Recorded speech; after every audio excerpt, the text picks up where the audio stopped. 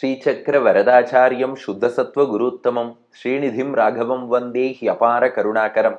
கவசம் கனெக்ட் நேயர்களுக்கு நமஸ்காரம். பெரியாழ்வார் திருமொழி 3ஆம் பத்து 2ஆம் திருமொழி நிறைவு பாசுரம் 10வது பாசுரத்தை இன்றைய தினம் நாம் காண உள்ளோம். இந்த பதிகத்துக்கான பலஸ்ருதி பாசுரம்.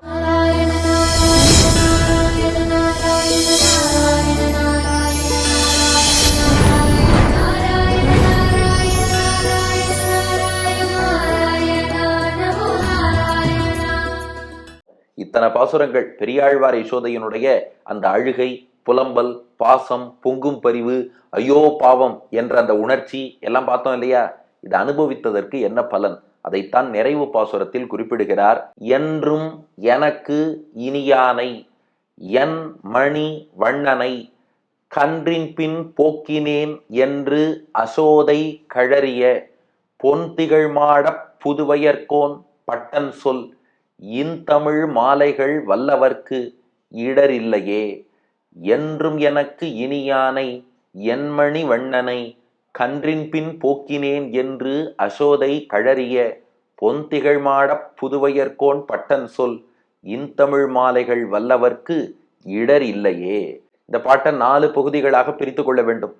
யாரை குறித்து இந்த பதிகம்னா, என்றும் எனக்கு இனியானை என் மணிவண்ணனை கண்ணனை குறித்து பாடியிருக்கிறார். என்ன விஷயமாக பாடினார்? கன்றின் பின் போக்கினேன் என்று அசோதை கழறிய, கண்ணுக்குட்டி பின்னாடி கிருஷ்ணனை அனுப்பிட்டேன்னு யசோதை கதறினதைத்தான் இந்த 10 பாட்டா பாடியிருக்கார். பாடினவர் யாரு? பொன்திகழ் மாட புதுவையர்கோன் பட்டன் சொல் நம்ம பெரியாழ்வார் பாடியிருக்கார். சொல்றவாளுக்கு என்ன பலன்? இன்தமிழ் மாலைகள் வல்லவர்க்கு இடர் இல்லையே. அவளுக்கு வாழ்க்கையில கஷ்டமே வராது. இதுதான் பாட்டினுடைய சினாப்சிஸ். 4 பகுதிகளாக பிரித்து கொள்வோம். முதல் பகுதி யாரை குறித்து பாசுரம்? என்றும் எனக்கு இனியானை என் மணிவண்ணனை கண்ணனை குறித்து. மாடு மேய்க்க கண்ணுக்குட்டி மேய்க்கன்னு அனுப்பிட்டா பெரியாழ்வார் யசோதை. பகல் முழுக்க புலம்பினா. இப்ப மாலை நேரம் வந்தது. பெரியாழ்வார் யசோதைக்கு இப்பதான் புரிஞ்சுதான், கண்ணன் எதுக்கு நம்மளை விட்டு பிரிஞ்சு இப்படி கன்றுக்குட்டி மேய்க்கணும்னு போனோம். அப்பதான் புரிஞ்சுது, கண்ணன் பக்கத்துல இருக்கும்போது அவனை நினைப்பது இனிமைனா, அவன் பிரிஞ்சு போய் அவனை பிரிந்து வாடுகிறோமே, அப்ப கிருஷ்ணனை நினைப்பதில் கூட ஒரு இனிமை இருக்கு. இந்த விரக தாபம், பிரிவு துயர்னு சொல்லுவோமே, தலைவனை விட்டு தலைவி பிரிஞ்சு இருக்கும் போது தலைவனையே நினைச்சுட்டு இருப்பாளாம். அந்த சிந்தனை இனிமையா இருக்குமா. பையனை விட்டு அம்மா பிரிஞ்சு இருக்கும் போதும் அம்மா பையனையே நினைப்பா. அந்த நினைவுல ஒரு இனிமை இருக்கும். பக்தன் பகவானை விட்டு பிரிஞ்சிருந்தாலும் பகவானையே நினைச்சுட்டு இருப்பான். அந்த நினைவுல ஒரு இனிமை இருக்கும். அப்போ பக்கத்துல இருந்தாலும் சரி, பிரிஞ்சிருந்தாலும் சரி, என்றும் என்றும்னா எல்லா காலத்திலும் எனக்கு இனியானை, எனக்கு இனியவனாகத்தான் அந்த கண்ணன் இருக்கிறான். பாரேன், அவன் அங்க போயிட்டானே, அவனுக்கு என்ன ஆகுமோ ஏதாகுமோ நினைக்கும் போது கூட அவன் திருவடி ரொம்ப மென்மையா இருக்கும். கல்லு முள்ளும் குத்தினா கூட தாங்காது. அது அவனுடைய ஒரு குணானுபவம் தானே. உனக்கு ஒன்றும் ஆபத்து வரக்கூடாது, வேடர்களாலோ யானைகளாலோ ஆபத்து வரக்கூடாதுன்னு நினைக்கிறோம், கள்வர்களால ஆபத்து வரக்கூடாதுன்னு நினைக்கிறோம். இதுவும் அவன் மீது உள்ள பக்தியும் பாசமும் பொங்கும் பரிவும் தானே. எல்லா நிலையிலும் அந்த பக்தி மாறாம இருக்கே. அவன் நம்மளை விட்டு பிரிஞ்சு போனாலும் அவன் நினைவு நம்மள்கிட்ட இருக்கே. என்றும் எனக்கு இனியானை, எல்லா காலத்திலும் என் மனத்துக்கு இனியவனாகவே இருப்பவன் அந்த கண்ணபிரான். என் மணிவண்ணனை, வெறும் குணங்கள் மட்டும் இல்லை, அவன் திருமேனி அழகு இருக்கே. நான் அனுபவிப்பதற்கு நிகரான மணி வண்ணனை, நீலமணி போல் திருமேனி வண்ணம் கொண்டவன். நான் எப்படி ஆசைப்பட்டு அனுபவிப்பேனோ, அழகான வியாக்கியானம், எனக்கு அனுபாவியமான, நான் அனுபவிக்க தகுந்ததான நீல ரத்னம் போன்ற வடிவம். அப்படியே ஒரு நீல மணி பளபள பளபளன்னு ஒளி வீசினா எப்படி இருக்கும், அது போல இருக்கான். என்றும் எனக்கு இனியானை என்மணி வண்ணனை. அந்த கண்ணனை குறித்து தான் 10 பாசுரம். சரி, இது என்ன விஷயமா கண்ணனை குறித்து பாடப்பட்டதுன்னா, கன்றின் பின் போக்கினேன் என்று அசோதை கழறிய, கன்றின் பின் கண்ணுக்குட்டி பின்னாடி மேய்க்க சொல்லி, போக்கினேன் அனுப்பி வைத்தேன், அசோதை கழறிய, அசோதைனா யசோதை, கழறியன்னா கதறியன்னு அர்த்தம். ஒவ்வொரு பாட்டும் பாருங்க, எல்லே பாவமே எல்லே பாவமே, ஐயோ பாவம் ஐயோ பாவம்னு மனம் வருந்தி வருந்தி. அழகா மணவாள மாமுனிகள் வியாக்கியானம் பண்றார், யசோதை பிராட்டி கிளேசப்பட்டு சொன்னதை ரொம்ப வருத்தப்பட்டு சொல்றதுக்கு தான் கழறுதல்னு பேரு. அப்படி கதறி கதறி வருந்தி சொன்ன எல்லே பாவமே, அதுதான் இந்த பதிகத்துக்கான சாரம். ஐயோ, இந்த கண்ணனை போய் கண்ணுக்குட்டி பின்னாடி அனுப்பிட்டேனே, உருகி உருகி பாடினாள். அடுத்து 3வது பகுதி. இதை நமக்கு பாடி கொடுத்தவர் யாருன்னா வேற யார்? நம்ம பெரியாழ்வார். பொன்திகழ் மாட புதுவையர்கோன் பட்டன் சொல். மாடம் அப்படின்னா மாட மாளிகைகள், பெரிய பெரிய வீடுகள், திருமாளிகைகள்னு அர்த்தம். பொன் திகழ் அப்படின்னா தங்கத்தால் ஒளி வீசக்கூடிய. ஸ்ரீவில்லிபுத்தூர்ல திருமாளிகைகள்லாம் செங்கல்ல வச்சு கட்ட மாட்டாலும், தங்கத்தாலேயே கட்டியிருக்காளாம். பொந்திகள் மாட வில்லிபுத்தூர். அப்படியா? ஸ்ரீவில்லிபுத்தூர்ல அப்படி தங்கத்தால வீடு கட்டினதா? நாமளும் நிறைய தடவை ஸ்ரீவில்லிபுத்தூர் போயிருக்கோம். அப்படி எதுவும் பார்க்கலையேன்னா அங்க விஷயமே வேற. பெரியாழ்வாருடைய திருவுள்ளம் என்னன்னா, செங்கல்ல வீடு மாடங்கள் கட்டினா கூட இடிச்சிருவாளாம். தங்கத்தால கட்டினா அதை இடிப்பதுங்கிறது ரொம்ப கஷ்டம். இவர் மானசீகமா பெருமாளுக்கு ஒரு கோவில் கட்டியிருக்காராம். அவர் ஊர் பெருமாள் வட்டப்பத்திர சாயிக்கு. அந்த மாட மாளிகை மதில் சுவர் எல்லாம் எப்படின்னா தங்கத்தால. ஏன்னா இவருக்கு பெருமாள் மீது பொங்கும் பரிவல்யோ, யாராவது அப்படி இப்படி பெருமாளை தாக்கிறதுக்குன்னு உள்ள வந்துட்டான்னா கல்லால சுவர் கட்டினாலும் கடப்பாறையால இடிச்சுட்டு உள்ள வந்துருவான். ஆனா உலோகம்ங்கிறது எப்போதுமே ரொம்ப வலிமையானது, உறுதியானது, யாராலையும் உடைக்க முடியாது. அதனால பொன்திகள் மாட புதுவை, புதுவைனா ஸ்ரீவில்லிபுத்தூர்னு அர்த்தம். பொன்திகள் மாட புதுவை ஸ்ரீவில்லிபுத்தூர்ல பெருமாளுக்குன்னு தனி முதல் சுவர். அது மானசீகமா தன் மனக்கோவில்ல பெரியாழ்வார் கட்டி வச்சிருக்காராம் தங்கத்துல. என் பெருமாள் கிட்ட யாருமே வரக்கூடாது, அவர் பல்லாண்டு பல்லாண்டு பாதுகாப்பா என் குழந்தையாக இந்த ஸ்ரீவில்லிபுத்தூர் வடபெரும் கோயிலுடையான் அவனைத்தான் கண்ணனா கண்டு இவ்வளவு பாசுரங்கள் பாடினவர் பெரியாழ்வார். அதனால அந்த குழந்தைக்கு எல்லா பாதுகாப்பு ஏற்பாடுகளும் நல்லா பண்ணி வைக்க மாட்டாரா? அதனால பொன்திகள் மாட புதுவையர் கோன். புதுவை என்ற ஸ்ரீவில்லிபுத்தூரில் வாழக்கூடியவர் புதுவையர். புதுவையர் கோன், அந்த ஊரில் வாழ்வோர்களுக்கெல்லாம் கோனாக தலைவராக இருப்பவர் பெரியாழ்வார். பட்டன் சொல். பட்டர்னா கற்றறிந்த சான்றோர்னு அர்த்தம். வேண்டிய வேதங்கள் அனைத்தும் கற்றவர். அந்த பட்டன் சொல், அவர் சொன்னதுதான் இந்த 10 பாசுரங்கள். ஆக தங்கத்தால் மாடங்கள் கட்டப்பட்டு இருக்கக்கூடிய ஸ்ரீவில்லிபுத்தூரில் உள்ளோருக்கு தலைவரான பெரியாழ்வார் பட்டர் பிரான் பாடியவை தான் இந்த 10 பாசுரங்கள். இது பாட்டின் 3வது பகுதி. இப்ப 4வது பகுதி. இத சொன்ன நமக்கு என்ன பலன்னா, இன் தமிழ் மாலைகள் வல்லவர்க்கு இடர் இல்லையே. இந்த 10 பாட்டும் இருக்கே, இன் தமிழ் மாலைகள். இன்னுனா இனிமையானன்னு அர்த்தம். ரொம்ப இனிமையான தமிழில் பாடப்பட்டவை. இந்த எல்லே பாவமே 10 பாட்டு இருக்கே, மணவாள மாமுனிகள் வியாக்கியானம் பண்றார். சப்த அர்த்தங்களினுடைய ரசத்தை உடைத்தான தமிழ் தொடைகளான இப்பத்தை. இது வார்த்தைகளும் ரொம்ப இனிமையா இருக்கும், அர்த்தமும் ரொம்ப இனிமையா இருக்கும். அதனால இன் தமிழ்னு சொல்லியாச்சுன்னா அந்த தமிழ் சொற்களும் இனிமை, அந்த சொற்களின் பொருளும் இனிமை. ஏன்னா சில பேர் இனிமையா பாட்டு பாடுறேன்னு பாடுவா, பாட்டு கேட்க இனிமையா இருக்கும், ஆனா அர்த்தம் நன்னா இருக்காது. இது பல உதாரணங்கள் பார்க்கலாம். அடியன் உதாரணம் சொல்லலை, ஏன்னா நல்ல அர்த்தம் உள்ள பாட்டுனா சொல்லணும், அர்த்தம் இல்லாததுக்கு உதாரணம் சொல்லக்கூடாது. அதுக்காக சொல்றேன். கேட்கும்போது ஆஹா எவ்வளவு இனிமையா எழுதியிருக்காங்க, கவிதை ரொம்ப நன்னா இருக்கே, சொற்கள் நன்னா இருக்கேன்னு நினைப்போம். ஆனா பொருட்சுவை இருக்காது. சில சமயம் பொருள் ரொம்ப நன்னா இருக்கும், சொல்ல வந்த அர்த்தம்ங்கிறது ரொம்ப சிறப்பா இருக்கும், ஆனா அதுக்கு அவர் பயன்படுத்தின வார்த்தைகள் பார்த்தீங்கன்னா ரொம்ப சுமாரா இருக்கும். ஓ இது ஒண்ணுமே புரியாம இருந்தது, ஆனா அர்த்தம் இவ்வளவு நன்னா இருக்கா அப்படின்னு அப்புறம் கேட்போம்.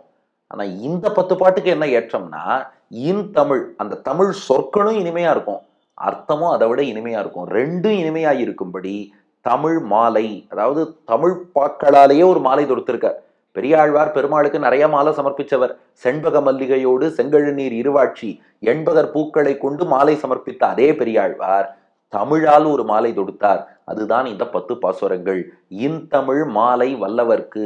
வல்லவர்னா சொல்ல வல்லவர்னு அர்த்தம் இல்லையா, பெரியாழ்வாருக்கு இருந்த பக்தியோடு சொல்லணும்ட்டார். மணவாள மாமுனிகள் வியாக்கியானம் பாருங்க, சாபிப்பிராயமாக வல்லவர்களுக்கு. பெரியாழ்வார் எவ்வளவு உருகி பாடியிருப்பார். ஐயோ என் கிருஷ்ணனுக்கு என்ன ஆபத்து வருமோ, என்ன ஆபத்து வருமோ, ஐயோ பாவம் ஐயோ பாவம். அதே பக்தியோடு யார் சொல்றாளோ இந்த பாசுரங்களை அதே பக்தியோடு சேவிச்சோம்னா அவர்களுக்கு என்ன ஆகும்னா இடர் இல்லையே, கஷ்டமே வராது. எந்த கஷ்டம் வராது? ஏன்னா லோகத்துல கஷ்டம்ங்கிறது நிறைய விதமான கஷ்டம் இருக்கு. ஆபீஸ்ல போனா ஒரு விதமான கஷ்டம், வீட்டுக்கு வந்தா ஒரு விதமான கஷ்டம். எந்த கஷ்டம் வராதுன்னு கேட்டோம். சில பேருக்கு பாருங்க, வருத்தப்படுறதுக்கு ஒண்ணும் இல்லையேன்னு அதை நினைச்சு வருத்தப்படுவா. சார் எப்போதும் வருத்தப்பட்டுட்டே இருப்பேன், 2 நாளா வருத்தப்பட எதுவுமே விஷயம் கிடைக்கல, அதனால வருத்தமா இருக்கும்பா. எந்த வருத்தம், எந்த இடர், எந்த கஷ்டம் போகும்னா மாமுனிகள் அர்த்தம் காட்டிட்டார். பகவத் விஸ்லேஷ துக்கம் இல்லைன்னார். ஏதேதோ இடரை பத்தி பெரியாழ்வார் பேசல. அவரை பொறுத்த வரைக்கும் உலகத்திலேயே பெரிய கஷ்டம் என்னன்னா, பகவானை பிரிஞ்சு இருந்தா அது பெரிய கஷ்டம். அந்த இடர் வரவே வராதான். நாம் இனி பகவானை பிரிய வேண்டிய நிலையே வராது, எப்போதும் கூடியிருந்து குளிர்வோம். ஏன்னா இந்த பதிகம் முழுக்க என்னாச்சு, ஐயோ கிருஷ்ணன் இன்னும் வரலையே, கிருஷ்ணன் இன்னும் வரலையேன்னு பெரியாழ்வார் யசோதை வாடினாலாம். இப்ப மாலை பொழுது வந்தது, எப்ப வருவான்னு எதிர்பார்த்தா சரியா கிருஷ்ணன் வந்து வாசல்ல நின்னுட்டான். இனி எனக்கு கஷ்டம் இல்லை, அந்த உணர்வை இந்த பாட்டுல வச்சிருக்கார். அதனால யாரெல்லாம் இந்த 10 பாசுரங்கள் சொல்லிட்டு கண்ணன் வருவான்னு காத்துன்னு இருக்காளோ அவா வீட்டு வாசலுக்கும் கண்ணன் வந்துருவான். ஏன்னா இந்த 10 பாசுரங்கள் பாடி முடிக்கும் போது, அதான் போன எபிசோட் பூர்த்தி பண்ணும்போது ஒரு விஷயம் சொல்லியிருந்தேன். இப்ப மாலை நேரம் வரப்போறது, அப்பதான் 10ஆம் பாட்டுன்னு. சரியா மாலை வந்தது, மாயனும் வந்துட்டான், 10 பாட்டு சொன்னா, கிருஷ்ணன் திரும்பி வந்துட்டான், நாமும் இந்த 10 பாட்டு சொன்னா நம்மை தேடி கண்ணன் வந்துருவான், இடர் இல்லையே, பகவானை பிரிந்து துன்பப்பட வேண்டிய தேவை என்பது நம்ம யாருக்கும் இருக்காது என்று பலன் சொல்லி பூர்த்தி பண்றார். ஆக 4 பாயிண்ட் ஓகேயா? என்றும் எனக்கு இனியானை என் மணி வண்ணனை, எப்போதும் இனிமையாய் இருக்கக்கூடிய நீலமணி வண்ணம் படைத்த கண்ணனை குறித்து பாடப்பட்டவை. கன்றின் பின் போக்கினேன் என்று அசோதை கழறிய, கண்ணுக்குட்டி பின்னாடி காட்டுக்கு அனுப்பிட்டேனேன்னு யசோதை புலம்பினது தான் இந்த 10 பாட்டுக்கு விஷயம். பொன்திகள் மாட புதுவையர்கோன் பட்டன் சொல், தங்கத்தால் அமைக்கப்பட்ட மாடங்களை உடைய ஸ்ரீவில்லிபுத்தூருக்கு தலைவரான பட்டர்பிரான் பெரியாழ்வார் பாடியவை இந்த 10 பாசுரம். இன்தமிழ் மாலைகள் வல்லவர்க்கு இடர் இல்லையே, இனிமையான சொற்களையும் பொருளையும் கொண்ட இந்த 10 பாசுரங்களை சொல்லுவோருக்கு பகவானை பிரிந்திருத்தல்ங்கிற கஷ்டமே வராது, எப்போதும் பகவானோடு கூடியிருப்பார்கள். என்றும் எனக்கு இனியானை என் மணி வண்ணனை, கன்றின் பின் போக்கினேன் என்று அசோதை கழறிய, பொன்திகள் மாடப் புதுவையர்கோன் பட்டன் சொல், இன்தமிழ் மாலைகள் வல்லவர்க்கு இடர் இல்லையே. என்றும் எனக்கு இனியானை என்மணி வண்ணனை, கன்றின் பின் போக்கினேன் என்று அசோதை கழறிய, பொன்திகள் மாடப் புதுவையர்கோன் பட்டன் சொல், இன்தமிழ் மாலைகள் வல்லவர்க்கு இடர் இல்லையே. அடியன் வழங்கும் ஆங்கில வடிவம். Yashoda cried saying, I have sent my gem-hued ever sweet son behind the cows. Alas, it was reproduced by Bhattarpiran of Srivilliputur, which is surrounded by golden palaces. Those who chant these sweet 10 Tamil verses with devotion will not have the sorrow of being separated from the Lord என்பது இதற்கான ஆங்கில வடிவம். அச்சா, இப்ப அடுத்து 3ஆம் பத்து 3ஆம் திருமொழி, அதுதான் யசோதா பாவத்தின் நிறைவு பகுதி. இப்ப கிருஷ்ணன் திரும்பி வரப்போறான், கண்ணனை ஆற தழுவிண்டு பெரியாழ்வார் யசோதை சந்தோஷப்பட போறா. அது மட்டும் இல்ல, அந்த பதிகத்தின் பூர்த்தியில என்ன பண்ணிடுறா, இனிமே நீ கண்ணுக்குட்டி மேய்க்கவே போகக்கூடாதுன்னு சொல்லி முடிச்சுடுறா. ஏன்னா ஒரு நாள் ஃபுல்லா உன்னை பிரிஞ்சு கட்டப்பட்டுட்டேன், அதனால கண்ணா நீ நாளை தொட்டு கன்றின் பின் போகேல், கோலம் செய்து இங்கே இரு, ஒழுங்கா இனிமே இங்கே தான் இருக்கணும், உனக்கு ஒரு கால்கட்டு போட போறேன்னு கடைசியா கால்கட்டு போட்டு கண்ணனை உட்கார வச்சு யசோதா பாவத்தை பூர்த்தி செய்ய போறா. அந்த பதிகத்தை அடுத்த பகுதியில் இருந்து காண்போம். பெரியாழ்வார் திருவடிகளே சரணம்.